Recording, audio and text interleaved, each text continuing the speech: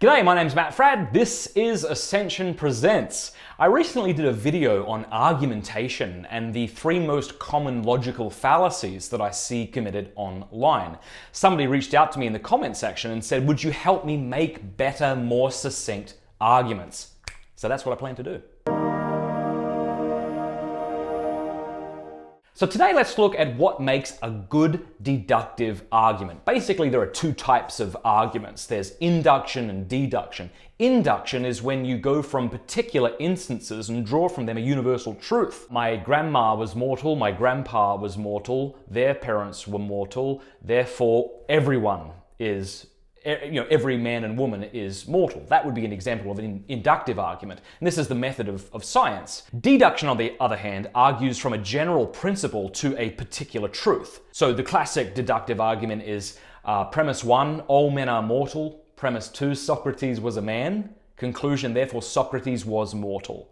What's great about a deductive argument is that if the premises are true, those are the steps in the argument, and if the terms are clear, that is, if you're not equivocating on terms, I'll explain that in a minute, and if the logic is valid, then the conclusion follows necessarily. So here's what makes a good deductive argument, okay? Clear terms, true premises, valid logic. Let's go through them one by one. When I say we need to have clear terms, what I mean is we can't be using terms in 2 different senses.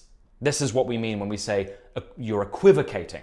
You're using a term in 2 or more different senses. And most of our jokes, by the way, are based on this. So let me give you a really offensive joke, because, you're the internet and being offended is what you do well, so here we go.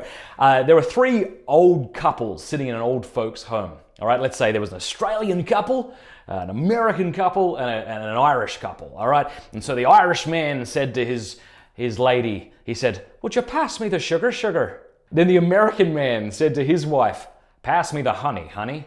And then the Australian man said to his wife, pass me the tea bag. Okay, so that's funny because we're equivocating on the term bag, right? In one sense, it means a tea bag, like a bag full of tea leaves. And in the other sense, bag means like old grumpy woman or something, okay?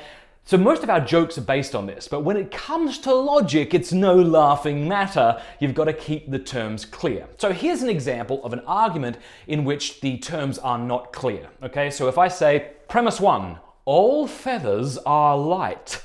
Premise 2, that which is light is not dark. Conclusion, therefore, no feathers are dark. That's a bad argument, even though it may have sounded rational, because I'm equivocating on the term light.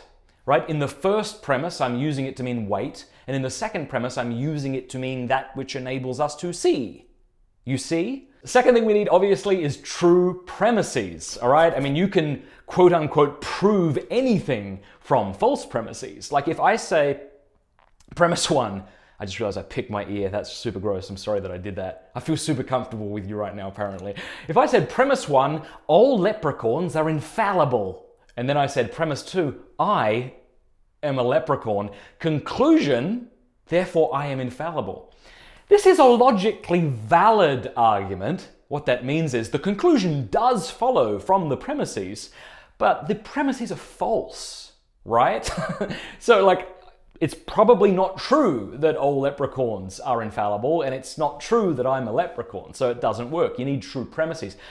Finally, you need valid logic. The conclusion has to follow the premises from the laws of logic, okay? So here's an example, okay, where we have clear terms, true premises, but invalid logic.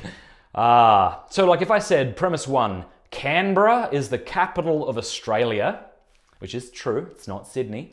And if I said premise 2, snow is white, which is true, therefore a beaver is a semi-aquatic broad-tailed rodent. That's stupid, all right? It's true, all those things are true, but it doesn't follow at all. So whenever we're coming up with a good argument, we have to keep those 3 things in consideration. We need clear terms, true premises, valid logic. Hope that helps. Leave me a question below if you want. #AskMattFradd. I might answer it in an upcoming video. Please do me a favor and subscribe. And if you want, I'm just saying if you want, go follow me on Twitter or Instagram. @MattFradd is my handle. Chat with you soon. Thanks.